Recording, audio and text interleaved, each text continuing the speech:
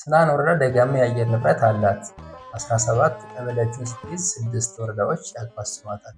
በደቡብ አነደድ፣ በምዕራብ አቻከል፣ በደቡብ ምዕራብ ጎዛምን፣ በሰሜን ዲቡኝ፣ በሰሜን ምዕራብ ደባይ-ጥላትጌን እና በምስራቅ አወበል ናቸው አለና ንግግሩን ቀጠለ። ጮቄ ተራራ አብዛኛውን የስናን ወረዳ እንደ ሰሜናዊ ክፍል ይይዛል። ከጣና ሐይቅ በስከ ደቡብ በኩል በምዕራብ ጎጃም እና በምስራቅ ጎጃም መካከል በ9 ወረዳዎች ክልል ውስጥ ከ52,000 ሄክታር በላይ ይሸፍናል። ጮቄ ከባህር ወለል በላይ 4100 ሜትር ከፍታ ላይ ይገኛል። ንጉስ ንግግሩን ትንሽ ገታ አድርጎ አቶ አባተ እየተከታተሉት እንደሆነ ካረጋገጠ በኋላ ጮቄ ተራራ የምስራቅ አፍሪካ የውሃ ማማ ነው ይባላል። የሰው ወንዞችንና 270 የሚሆኑ ምንጮችን አብራቁ እያፈለቀ 60 ከመቶ የሚሆነውን የአባይን ውሃ ይገኛል። ዓመታዊ የዝናብ መጠኑ እስከ 1400 ሚሜ የሚደርስ ሲሆን ሙቀት ልኬቱ ከ8 እስከ 5 ዲግሪ ሴንቲግሬድ ድረስ ነው። አካባቢው በዋናነት የሚበቅሉ እጽዋት አስታ፣ አምጃ፣ የምይ፣ አሻንግልየ፣ ቀጋ እና ወደ ሰማይ ሊወነጨፉ የተዘጋጁ ሮኬቶች የሚመስሉት ጅባራዎች ወይም ጅብራ ናቸው። ውስጣቸው ደግሞ እንደ ነብር፣ ቀበሮ፣ ድኩላ፣ ዝንጀሮ፣ ጉሬዛ፣ ሚዳቋ የመሳሰሉት አጥቢ እንስሳት ይገኛሉ። መሬቱን ውስጥ ለውስጥ የሚያርሱ አይጦችና ፍልፈሎችን መገኛ ቦታቸው ነው አለ። ንጉስ ተዘጋጀበት በሚመስል ሁኔታ ትንታኔውን ቀጥሏል። አቶ አባተም አልፎ አልፎ ጭንቅላታቸውን በመደነቅ እየነቀነቁ በትኩረት እየተከታተሉት ነው። ኧረ ቡናችሁ ቀዘቀዘባችሁ ጋሼ አለች ሰራተኛዋ። ሁለተኛውን ቡና ቀድታ በየፊታቸው አስቀምጣ እየተቆለጨለጨች ስትመለከታቸው ቆይታ ሳይጠጡት ብዙ ሲቆዩ ስታይ እየነገርክኝ ያለው ነገር የሚገርም ነው። ተመስጬ ቡናዬንም ረሳሁት። እንዴት እንዲህ አይነት ቦታ ከዚህ ከስር የተቀመጠው እስከዛሬ ድረስ ሳላውቀው አሉ አቶ አባተ። ንጉስም ጭምር ቡናውን እንደረሳው ሳያስተውሉ ቡናቸውን ለመጠጣት ከጠረጴዛው ላይ ያነሱ። ከደብረ ማርቆስ ተነስቶ ረቡዕ ገበያን አልፎ ጎጽዮን የሚገባው የጠጠር መንገድ አለመስተካከል በዋናነት ቦታውን በደንብ እንዳይታወቅ አድርጎታል። መንገዱን ክረምት ሲሆን ጭቃው፣ በጋ ሲሆን ደግሞ እንደ ጉም ከምድር እየጨሰ ሰማይ የሚደርስ አቧራው ምቹ አያደርጉትም። በዚህ ምክንያት አዲስ ሰው ወደዚያ ቦታ ለመሄድ አይደፍርም፣ ምቾትም አያገኝም። በዛ ላይ የአካባቢው ማህበረሰብ በእጅ የያዙት ወርቅ ከመዳብ ይቆጠራል እንደሚባለው ሆኖበት ቦታውን ከመራቆትና በውስጡ ያሉ እንስሳትን ከማሳደድ በዘለለ ሌላ የተሻለ ነገር አይሰራም አለ ንጉስ። ቡናውን ጠጥተው ከጨረሱ በኋላ እሺ ሌላስ ምን አለ እባክህ አሉ አቶ አባተ። ሰራተኛዋ የጠጡበትን ስኒ ልትወስድ ስትመጣ ዓይናቸውን ከንጉስ ላይ ሳይነቅሉ ሲኒውን ቀድመው አንስተው እየሰጧት የመጓጓትና የበለጠ የመስማት ስሜት እየተነበበባቸው። ስናን ወረዳ ሌላም ብዙ ግሩምና ድንቅ የሆኑ የተፈጥሯዊ ማህበራዊና ባህላዊ ያልተነገሩላት አዲስ የምትገኝ ምድር ናት አለና እሱም ለሰራተኛዋ ስኒውን አንስቶ ሲሰጣት እስካሁን ድረስ ሳያስተውለው ከቆየውና በመስታወት ፍሬም ተደርጎ ፊት ለፊቱ ካለው ግድግዳ ላይ የተሰቀለ የእጅ መዳፍ የሚመስል ቅርጽ ካለው ካርታ ጋር ፊት ለፊት ተፋጠጠ። ንጉስ በጣም የሚከብደው ነገር ቢኖር ከሰው ጋር መግባባት ነው። አዲስ ሰው ጋር በቶሎ አይግባባም። በመኪና ላይ ጉዞም ይሁን በሌላ አጋጣሚ ከሰው ጋር ተቀምጦ ቀድመው ካላወሩት በስተቀር እሱ ትንፍሽ አይልም። ወሬ ካስጀመሩት በኋላ ግን ሌሎች እንዲያወሩ ዕድል አይሰጥም። ሲበዛ ጨዋታ አዋቂ ነው። ከተላመደ በኋላ ግን ከአጠገባችን አይለየን የሚባል ልጅ ነው። ንጉስ ላልተላመዱት አይናፋር፣ ልጉምና ጨዋታ የማያውቅ ሲሆን ለተግባቡትና ለተላመዱት ግን እጅግ ሲበዛ ተጫዋችና ቀልደኛ ነው። ሲፈልግ ሕፃን፣ ሲያሻው ሽማግሌ፣ ደስ ሲለው ዘፋኝ አሊያም ደግሞ ዘማሪ መሆን የሚችል ለገብ ልጅ ነው። አንድ የንጉስ ከደብረ ማርቆስ ወደ ባህር ዳር እየሄደ ሳለ አንዲት ቆንጆ መልከ መልካም ወጣት ከጎኑ ተቀምጣለች። መጀመሪያ መኪና ውስጥ ቀድማ የገባች እሷ ነበረች። የተቀመጠችበት ወንበር 2 ሰው የሚይዝ ነበርና ሰው እንደሌለው ጠይቋት ከጎኗ ተቀመጠ። ስንት ሰዓት ነው አለች ልጅቷ። መኪናው ጉዞ ሲጀምር ወደ እጅ ሰዓቷ አንገቷን ትንሽ ዞር አድርጋ እየተመለከተች ለ3 ሩብ ጉዳይ አለ። ሰዓት ያደረገበት ግራ እጁን ከዓይኑ ፊት ለፊት አምጥቶ የሰዓትና የደቂቃ ጠቋሚዎችን ትንሽ ቁር ብሎ ካስተዋለ በኋላ ንጉስ እጆቹን በደረቱ አመሳቅሎ ተቀምጦ ለፊት ብቻ እየተመለከተ ጉዞውን ተያይዞታል። ወጣቷ ልጅ አንዴ በግንባሯ ከፊት ለፊት ያለው ወንበር የተደገፈች የመኪናውን የመስኮት መጋረጃ ገለጥ አድርጋ በመስኮቱ አሳልፋ ውጤቶቹን እያየች አልፎ አልፎ ደግሞ በጣት የሚጠረገውን ትልቅ ሞባይል ስልኳን በቦርሳ አውጥታ እየነካካች ብቻ በጣም ስልችት እንዳላት እየተነበበባት ሯቸውን አጋመሱ። ወይ ሙቀቱ ደግሞ እየጨመረ ነው እባክህ አለች ሰውነቷን ጥብቅ አድርጋ ከያዘቻት ጥቁር ከነቲራ በላይ የደረበችውን ሮዝ ሸሚዝ በእጆቿ ትከሻዋ ላይ ይዛ እያራገበች። አዎ በጣም እየጨመረ ነው አለ ንጉስ አሁንም ፊት ለፊት መንገዱን እየተመለከተ። ዛሬስ ምን አይነት ድንዝ ሰው ነው የገጠመኝ አለች በልቧ የንጉስ አንድ አይነት ሁኔታ እየተመለከተች። ንጉስ መኪና ውስጥ ከገባ ጀምሮ እጁን በደረቱ አድርጎ እንደተቀመጠ አልተንቀሳቀሰም። ቢያንስ እንኳ ከተቀመጠበት ትንሽ አይንቀሳቀስም እንዴ? ቀድሞ ተቀምጦ ያገኘው ቄጡን ከወንበሩ በላይ አጣብቆ ሰፍቶ ወደፊትና ወደኋላ ወደ ቀኝና ወደ ግራ እንዲህ አለ። ከወንበርና ከመስኮት ጋር እንዳይጋጭ በቋሚ ብረት ወገቡን አስረው ያስቀመጡት የሚያወራ አሻንጉሊት ነው ነበር። እንዲያውም አሻንጉሊት ራሱ ይዛበታል። የአሜሪካው የዴቪድ ሃንሰን ፈጠራ የሆነች ሶፊያ ከሱ ትሻል የለም እንዴ አለች አሁን በሀሳቧ ለንጉስ ሁኔታ እያደረጋት እንዲህም እንዲያም እያለች አንዳንዴ ደግሞ ስልክ ደውላ እያወራች እሱን በተቀመጠበት ሳይንቀሳቀስ ይዟቸውን ጨርሱ ትንሽ ከፋቸው መራዊ ከተማ ደረሱ። ከቦርሳው ውስጥ የታሸገ ቆሎ አውጥታ ጫፉን ከቀደደች በኋላ አባት ቆሎ ያዝ አለች እጇን ወደ ንጉስ እየዘረጋች። አረ በቃ በቃ አለ በይሉኝታ ሁለት እጆቹን አጋጥሞ ቆሎውን እፍኙ ላይ ስታደርግለት የተወሰኑ ቆሎዎች ብቻ እንድትንጠባጠቡ። እንዲያስ እንጂ እንዲሁም በደንብ አልቀድኩት መሰለኝ አልወጣልኝ እኮ አለች የበለጠ ቆሎ ለመጨመር ማሸጊያውን እያንገፋገፈች። አመሰግናለሁ ጊዜ ልስጥልኝ አለ ንጉስ ቆሎውን ከተቀበለ በኋላ። አፋ ቢያንስ ባታወራበት ብላበት አለች በልቧ። ቆሎአቸውን እየበሉ አሁንም ዝም እንደተባባሉ ጉዟቸውን ቀጠሉ። ያዝ አለች ድጋሚ ንጉስ መጀመሪያ የሰጠችውን ቆሎ ወዲያው በልቶ እንደጨረሰ። በቃኝ አመሰግናለሁ አለ እየተገደረደረ። እባክህ ያዝ ከዚህ በኋላ ደረስን አይደለም እንዴ? እንዳትጨርስብኝ ሰግተህ ነው አለች ሁኔታ ሁሉ አናዷት። ይበቃኛል ማለቱ ደግሞ ከልቡ እንዳልሆነ ስለገባት በጣም ባለሙያ ነሽ ማለት ነው አለ ንጉስ ራሱ ቃል አውጥቶ የሰጠችውን ቆሎ እየበላ። ማለት እባክህ አለች ግንባሯን ቁጥር አድርጋ የንጉስ ሁኔታ ሁሉ ስላልጣማት። ቆሎች በጣም ይጣፍጣል አለ ትንሽ ወደ እርሷ ዞር ብሎ አጫ በርዶ የመሰሉ ጥርሶቹን የተወሰነ ገለጥ አድርጎ። ገዝቼው እኮ ነው አለች ወጣቷ ጅልነቱ የበለጠ ጎልቶ እየታያት። ይህ ልጉ የማውቅበትን አወራለሁ ብሎ ዘራት ጀመረ። የሰራሁትን ሸዋሊያም ያፈላሁትን ቡና የሰጡት መሰሉ እንዴ? ልቅስ ጥርሶቹን ታቸውን የሚያምጡ እያለች በልቧ። የገዛሽው እንደሆነ ስለማውቅማ ነው አለ ንጉስ አሁን ፈገግ ብሎ አንድ ወደ እርሷ አየና እንደገና መለስ ብሎ ወደፊት እየተመለከተ። ታዲያ ለገዛሁት ቆሎ መጣፈጥ ባለሙያነት የቱ ጋ ነው አለች ትንሽ ግራ እንደመገባት ብላ ከፊት ለፊት ካለው ወንበር ላይ አርፋ እየተመለከተች። አየሽ የቆላሽ ቢሆን ኖሮማ በጣም ባለሙያ ነሽ አልልሽም ነበር። ባለሙያ ሰው የሚሰራው ምግብ ጣፈጥና ለመጣፈጥ አሽትቶ አሊያም ቀምሶ ያውቃል።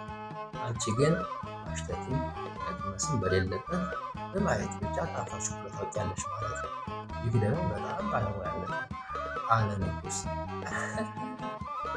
የምትገርም ልጅ ነህ። ለማንኛውም በማየት እንኳ እኔም አላውቅም አጋጣሚ ነው አለች ከልቧ እየሳቀች። እርሷ በውስጧ የሚያውቅበትን አወራለሁ ብሎ ነገር አበላሸ እያለች ስታመው ከነበረው ነገር ጋር ምንም የማይገናኝ ስለሆነ ጌታው በጣም ገርሟት፣ እርሱማ ማን ያውቃል ጥሩ አጋጣሚ ነው ንጉስ እባላለሁ አለ ንጉስ ለእግሩን ትንሽ ዞር አድርጎ። አንተ ሲያየው ግን እንኳን እንዲህ የምታወራ በቅሎ እንኳ መልስ የምትመልስ አትመስልም አለች ከት ብላ ስቃ ወደ እርሱ በአግራሞት ተመለከተች። አንቺ ሲያዩሽ እንዲህ የምትስቂ አትመስይም እኮ አለ ንጉስ አንዳች ልዩ የሆነ ዜማ ያለው የሙዚቃ መሳሪያ ድምፅ እንደሰማችሁ ሁሉ ልቡ በወጣው ሳቅ ሐሴት አድርጋ ስትጨፍር እየተሰማ። እንዲያውም ነገረኛ ልጅ ነህ እሺ አለች በቀኝ ትከሻዋ ግራ ትከሻውን ወሰም አደረገችና። ለማንኛውም እኔ ደግሞ መቅደስ እባላለሁ አለች ቀጥላ። ንጉስና መቅደስ ምንም እንኳ ጉዞ ሊያልቅ ሲል ማውራት የጀመሩ ቢሆንም በዛች አጭር ጊዜ ግን ሙሉ ጉዞውን አውርተው መግባባት ከሚችሉት ሰዎች በላይ ተግባቡ፣ መተዋወቅ ከሚችሉት በላይ ተዋወቁ። በሌላ ጊዜም ተገናኝተው አብረው ሻይ ቡና መባባል ከሚችሉ ሰዎች በላይ አብረው ሻይ ቡና ተባባሉ። ንጉስ አንድ ችግሩ ደግሞ ብዙ ካወራ በኋላ ደስ የሚል ስሜት አይሰማው፣ ይደብረዋል። ለምን እንደሆነ ግን ለብዙ ጊዜ ራሱን እየጠየቀ መልስ ያገኙ እስኪጨርስ ድረስ ግን ብዙ ያወራ አይመስለውም። ንጉስን ብሎ የሚያዳምጠው ሰው ካገኘ ሲያወራ ውሎ ሲያወራ ያድራል። አንድ ጦርነቱ ግን የሚያወራው ወሬ አንድም የሚጣል ነገር የለውም። በቀላሉ የማይደፈሩትንና ግራ የሚያጋቡ ነገሮችን እሱ ግን ቀለል አድርጎ ይተነትናቸዋል። ይህ የእርሱ ልዩ ስጦታው ነው። በመጨረሻ ግን ብዙ ከማውራት ብዙ ማዳመጥ ይሻላል። ለዛ እኮ ነው ፈጣሪ ብዙ አዳምጣችሁ ትንሽ አውሩ ሲለን የምናዳምጥበት ሁለት ጆሮች ሰጥቶ የምናወራበት ራስበት የሰጠን ይላል። ለራሱ ማውራት ሲጸጽተው በቃ ከዚህ በኋላ ብዙ አላወራ ቁጡ ነው የመሆን ይልና ሌላ ጊዜ ግን ይረሳዋል። ምዕራፍ 5 የአቶ አባተ ቤት ከቡናው ቀጥሎ የንጉስን ረጅም ወሬ እያስተናገደ ነው። ገና ወደ ቤት ግባና ቡና ጠጣ ሲል ልሂድ ስራ አለኝ ብሎ እንደነበረ እንኳ ዘንግቶታል። ንጉስ ቀጠለ። የስናን ምድር አዝላ ከያዘቻቸው ውብ ነገሮች መካከል የአራት መከራከር ተራሮች ዋነኛዎቹ ናቸው። አራት መከራከር ከሰሜን ምስራቅ ወደ ደቡብ ምዕራብ ከትልቅ ወደ ትንሽ በቁመት የተኮለኮሉ የአራት ሰንሰለታማ ተራሮች ስያሜ ነው። ስማቸው መንኮራኩር ከሚለው ቃል የመጣ እንደሆነና የሥላሴን መንበር የተሸከሙትን የአርባቱ እንስሳ ኪሩቤል ምሳሌ እንደሆኑም በሃይማኖት አባቶች ይነገራል። እኒህ ተራሮች የየራሳቸው የሆነ መጠሪያ ስም ያላቸው ሲሆን እናት አምባ የመጀመሪያውና ትልቁ ተራራ ነው። ቀጥለው ያሉት ደግሞ ገመሴ አምባ፣ ቁሊጥ አምባ እና ሌማት አምባ ይባላሉ። ንጉስ ንግግሩን በአእምሮ መዝገብ ውስጥ እያነበበ ቀጥሏል። አቶ አባተ ደግሞ በተቀመጡበት ላይኛው አካላቸውን ወደ ንጉስ ትንሽ ዘንበል አድርገው አንዳንዴ አንገታቸውን በአግራሞት እየወዘወዙ አልፎ አልፎ ደግሞ እያሉ የንጉስን አይቋጭ ወሬ ይመኩማሉ። እናት አምባ ከተራራው ጫፍ ላይ ሰፊ ሜዳ አለው። በ1923 አሜሪካኖች በሄሊኮፕተር አልፈው በጃፓን ውስጥ በነበረ የ2 ሳምንት ቆይታቸው የዓለምን ካርታ በድንጋይ ላይ ቀርጸውበታል። የአፍሪካ ካርታ አሁን ድረስ በግልጽ ይታያል። የተቀረው ግን ከጊዜ ብዛት የተነሳ በሳሮች እየተሸፈነና እየተቦረቦረ ሄዶ በደንብ አይለይም። ሁለተኛው ተራራ መሃል አናቱ ለሁለት የተገመሰ ወይም የተከፈለ ስለሆነ ገመሴ አምባ ተብሏል። በተራራው ላይም የተከረከመ ችግኝ የሚመስለው የአስታ ዛፍና የአካባቢው ሰው ገመድ ለመፍተል የሚጠቀምበት አይዳይ ሳር ይገኛሉ። አዳም ከገነት ወደ ምድር ሲባረር ተከትለው የመጣችው የወንድና የሴት ጾታ ያላት ሴቲቱ በየወሩ ደም የሚፈሳት የጎጃም ምድር ብቻ እንደምትገኝ የምትነገረው ሲል ንጉስ አቶ አባተ ጎጃም ምድር ብቻ የሚለውን ቃል ሲሰሙ አንዳች ከራሳቸው ሕይወት ጋር የሚመሳሰል ነገር የሚነግራቸው መሰላቸውና ዓይናቸውን የበለጠ ካፎታቸው አውጥተው ጆሮአቸውን የበለጠ አስፍተው አፋቸውን ጭምር እንደሚሰማ ሁሉ ብለው ከፍተው ንጉስን ይከታተሉ ጀመር። ንጉስ የእርሳቸው ሁኔታ ሳያስተውል ንግግሩን ቀጠለ። በጎጃም ምድር ብቻ እንደምትገኝ የምትነገረው በተለይም ደግሞ የቀደምት አባቶቻችን ነገሮችን ለመሰወር ተጠቅሞባቸው ከነበሩት እጽዋት መካከል አንዷ የሆነችው ዕፀ ለበት በዚህ ተራራ ላይ እንደምትገኝም ይነገራል። በጣም የሚገርም ነው አሉ አቶ አባተ ሶፋውን ለመደገፍ ጀርባቸውን ወደኋላ እያስጠጉና ቀኝ እግራቸውን ከግራ እግራቸው ላይ ሰቅለው ንጉስን በትኩረት እየተመለከቱ። ቁሊጥ አምባ ደግሞ ከፍ ካለው መሬት ላይ ሾጠጥ ብሎ የተተከለ ነው። የስሙ ስያሜ ቁልቢጥ ከምትባለው ባህላዊ የሳር ስፌት የመጣ ሳይሆን አይቀርም። ሌማት አምባ ከተራራው አናት ላይ ሰፊ ሜዳ ያለው ነው። ሌማት የሚለው ቃልም በአካባቢው ማህበረሰብ ዘንድ ብዙ ሰዎች በጋራ ሆነው የሚመገቡበት ስርዓት ማለት ነው። የስሙ ስያሜም ከዚያ ጋር ሊያያዝ ይችላል። አራት መከራከር ከስሩ ደርሼ ወይ አለመታደል መጣው ተመልሼ ተብሎም ተገጥሞላቸዋል አለ ንጉስ። በወረዳዋ የተለያዩ ቀበሌዎች ውስጥ ከሚገኙት ሌሎች ድንቅ የሆኑ ታሪካዊና ሃይማኖታዊ ቅርሶችም ተጠቃሾች ናቸው። ከእነዚህ መካከል በወለቄ ቀበሌ የሚገኘው ወለቄ ገደሎች ዋሻ የሚባለው ነው። ዋሻው አንድ መግቢያ በር አለው። ወደ ውስጥ በዘለቁ መጠን ግን ውስብስብ ያሉና ግራና ቀኝ በባህር የተከበቡ ቀጫጭን ማለፊያ መንገዶችና የተለያዩ ክፍሎች አሉት።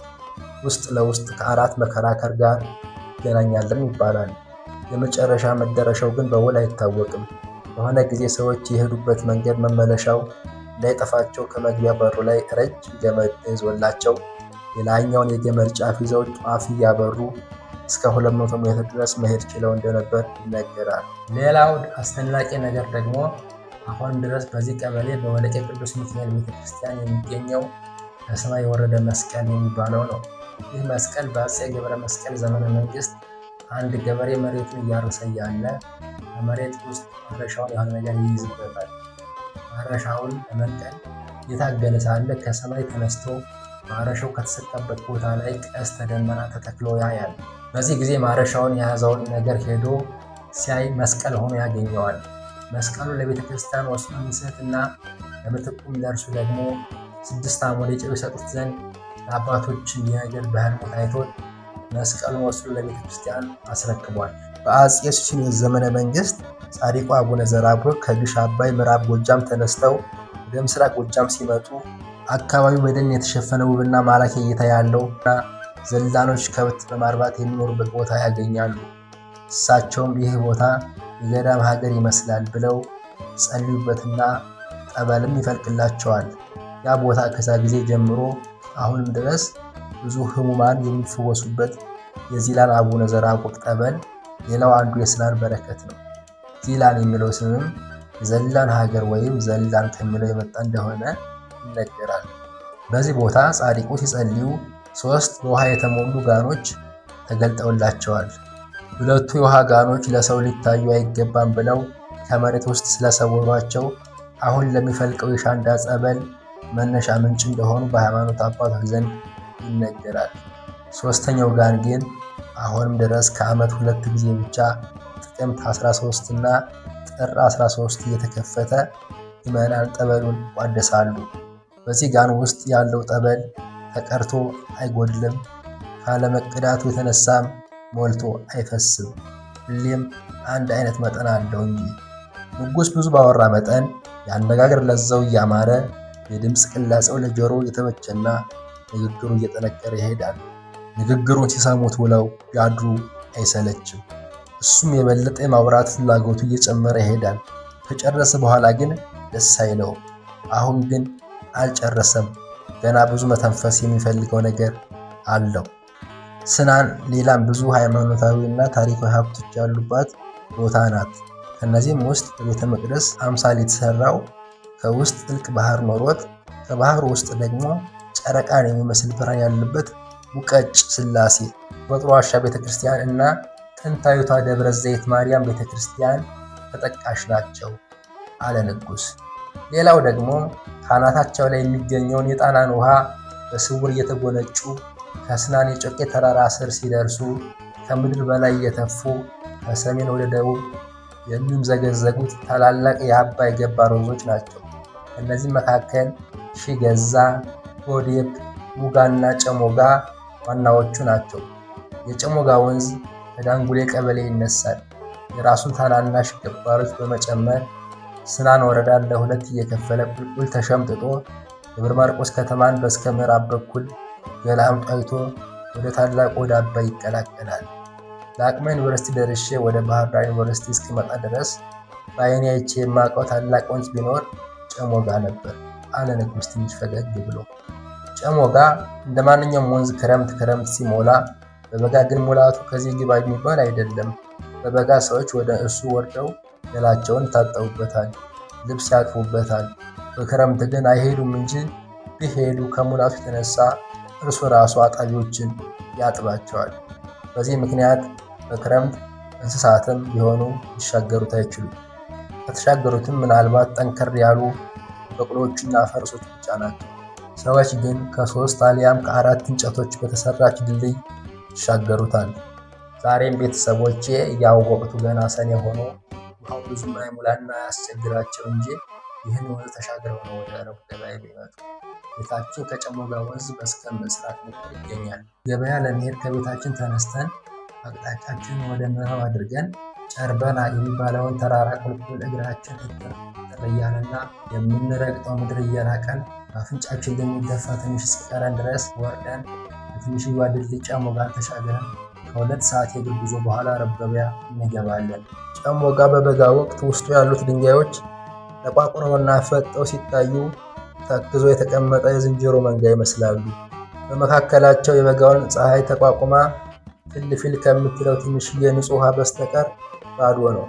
ሰኔ ሲያቆለቁል ጀምሮ ግን ከምዕራብም ከምስራቅም በጎርፍ የሚመጣለትን ጥቁር አፈር ይዞ ሲወርድ ከላይ ከጨረና ተራራ አናት ላይ ሆነው ቁልቁል ሲመለከቱት ሀገር የሚውጥ ግዙፍ ዘንዶ ይመስላል።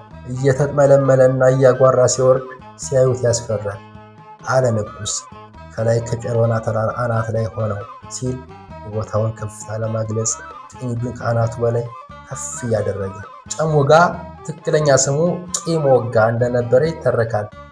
ትርጉሙም ቂም መሻሪያ፣ ቂም መውጊያ ወይም ቂም ማርከሻ ማለት እንደሆነ የሚነገር አፈታሪክ አለ ንጉሥ ስለ አፈታሪኩ ሲሉ ሰምቶ እንጂ እሱ ግን ብዙም እርግጠኛ እንዳልሆነና የመጠራጠር ስሜት እየታየበት ትንሽ ቀዝቀዝ ብሎ ቂም ወጋ ትንቢታዊ ስም ነውም ይባላል። ሰይጣን አዳምና ሔዋንን አታሉ ከገነት ካስወጣቸው በኋላ ራሱን ገልጦ አስፈራርቶ ከዚያ በኋላ መከራ እንዳቀልላችሁ ፈርሙልኝ ብሎ እነሱ የእሱ ባሪያዎች እንደሆኑ የሚገልጽ ደብዳቤ በሁለት እጅ ጽፎ ካስፈረማቸው በኋላ አንዱን በዮርዳኖስ ወንዝ ዳርቻ ቀብሮት ስለነበር ጌታ በተጠመቀ ጊዜ ረግጦ ሌላኛውን ደግሞ በሲኦል ውስጥ አስቀምጦ ስለነበር ጌታ ተሰቅሎና ሞቶ ወደ ሲኦል ገብቶ ነፍሳት ባወጣ ጊዜ ያን ሜዳ ደብዳቤያቸውን እንደቀደደላቸው ሁሉ የጨሞጋ ወንዝ ደግሞ ሰይጣን ከዚያ ጊዜ በኋላ እንደገና በሰው ልጆች ላይ ያሴረውን የጥፋት ሴራውን ወይም ተንኮሉን ጌታ የሚያጋለጥበት ወይም የሚሽርበት ወንዝ ነው የሚል ንግር አለ። መቼና እንዴት እንደሆነ ግን ግልጽ የሆነ ነገር የለም። እንግዲህ የሚደርስበት ይኸው አለ ንጉሥ ትንሽ ፈገግ ብሎ። ጨሞጋ መባሉም በአካባቢው የሚኖሩ ሰዎች የቀ ቤት ፊደልን በጨ ለውጠው ስለሚጠሩ ቂሞጋ ከሚለው ወደ ጭሞጋ ሲቀጥልም ወደ ጨሞጋ ተለውጦ ነው ይባላል። አብዛኛውን በቀ ቤት የሚጀምሩ ቃላትን በጨ ቤት ፊደላት መቀየር ልማድ ነው። ልክ እንደ ቄስ ወደ ጨስ፣ ባቄላ ወደ ባጨላ፣ ቂም ወደ ጭም፣ ቄብ ወደ ጨብ፣ ቂጣ ወደ ጭጣ፣ ቂጥ ወደ ጭጥ፣ ቄጠማ ወደ ጨጠማ፣ ጮቄ ወደ ጮጨ እና ሌሎችም።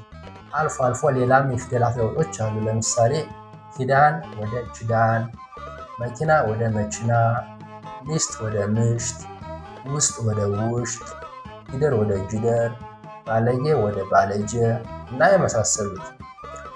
አንዴ ምን ሆነ መሰላችሁ አለ ንጉሥ ትንሽ ፈገግ ብሎ ስለ ፊደላት መቀየር ሲያወራ የሆነ ነገር ትዝ አለውና የዩኒቨርሲቲ መግቢያ ፈተናን ተፈትነን ጨርሰን ከ9ኛ እስከ 12ኛ ክፍል ድረስ ከተማርኩበት ረቡዕ ገበያ አጠቃላይ ሁለተኛ ደረጃ እና ከፍተኛ መስመር ፊት ከሚገኝ አርብና ቅዳሜ ብቻ ከሚከፈት ታዋቂ ጠላ ቤት ከጓደኞቼ ጋር ጠላ እንጠጣ ተባብለን ሄድን። ከውስጥ እንደገባን ሰፊ ቤት ቁምጣ ሱሪያቸውን በቀለማም ጨርቅ ጥምጥማት የተንቆጠቆጠችና ከክር የምትሰራውን ዝጉርጉር ቆብ ለብሰው ጎጃም አዘነ ፎጣቸውን ከአግዳሚ ወንበር ላይ ወዝጉዞ ተቀምጠው አንድ የሚመቱበት ነፍስን ከስጋ በሚለይ ጫፍና ጫፉ ላይ የብረት ጅንፍ የገባበት በየራሳቸው ቀን ሶስት ክንድ የሚረዝመውን አንጓ ሽመል ወይም የቆዳ ዱላ ይዘው ቢራን 10 እጅ የሚያስንቀውን አዲስ ሙሌት ጠላ በብርሌና በሎጋው ሾ ብርጭቆ እንደየፍላጎታቸው አስቀድተው እየጠጡ በሚሳሳቁና በሚንጫጩ ወጣቶች ተሞልቶ አገኘ ነው። መቋሚያ ካልሆነ በስተቀር መቀመጫ ቦታ አልነበረ። ጎረቤት አንድ አግዳሚ ወንበር መጥቶልን ማለት ተቀመጠ። አስተናጋጇ ሁላችንም ብርጭቆ አምጥታ የፊታችን ካስቀመጠችን በኋላ ቀላል ያለን አንቆጥረውን ለማምጣት ዞር ስትል ገብተው ካገኘናቸው ፊት ለፊታችን ተቀምጠው ከመጣው ትንሽ ሞቅ ያለ አንጀት የብርጭቆ ጭቅ የሆነ ነገር ይዟል አላት። እሺ አሏት አባታ ትንሽ ፈገግ ብሎ ንጉሥ እንዲህ ሲያወራ ሳቅ በውስጡ ቋጥሮ እንደያዘ እያስተዋሉ በእርሱ ቤት የልጅቱ ቅርጽ ስለሚያምር በቅኔ ያው አልገሻ ምናምን ለማለት ፈልጎ ጤነሽ የሆነ ነገር ይዟል ማለት ነበር።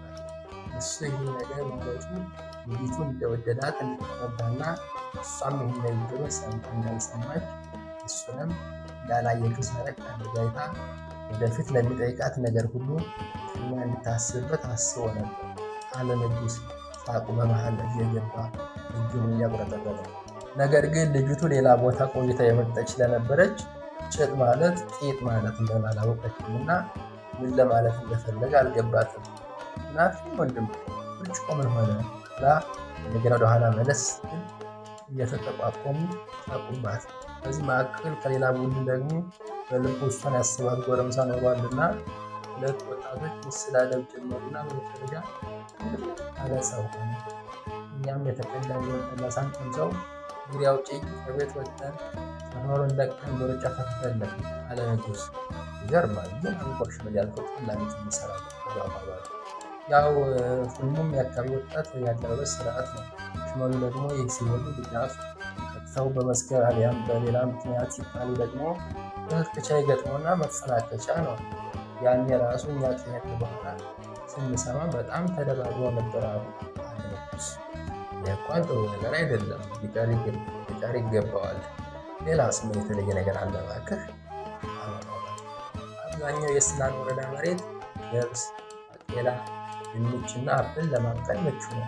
ቦታው ደጋማ ስለሆነ ማህበረሰቡ ከግብርና ጎን ለጎን በግ፣ ከብት፣ ፈረስና በቅሎ በማርባት ይተዳደራል። እንደ ውልቅፋ፣ ኮሶና ጽድ የመሳሰሉ ሀገር በቀል ዛፎችም ይገኛሉ። ሀገር ውጭ ወይም መጤ ደግሞ አፄ ምኒልክ ዘሩን ከአውስትራሊያ እንዳስመጡት የሚነገርለት የተፈጠረው የደጋ ባህር ዛፍ በዋናነት ይገኛል። በአካባቢው የሚገኘው ባህር ዛፍ በብዛት የተነሳ ወረዳዋን አረንጓዴ ምንጣፍ ነጠፈባት ወለል አስመስሏታል። ባህር ዛፍ አሁን ለምኖር ሰዎች በተለይም ደግሞ ለእኛ ለስናኖች ዋና የሀብታችን ምንጭ ቢሆንም በቁመቱ ልክ መሬት ለመሬት በሚጓዘው ስሩ ከርሰ ምድር ውሃን እየመጠጠና መሬት ላይ በሚረግፈው መርዛማ ቅጠሉ ደግሞ የአፈርን ለምነት እያጠፋ ለነገው ትውልድ ሕይወት ግን ስጋት ፈጥሯል አለ ንጉሥ።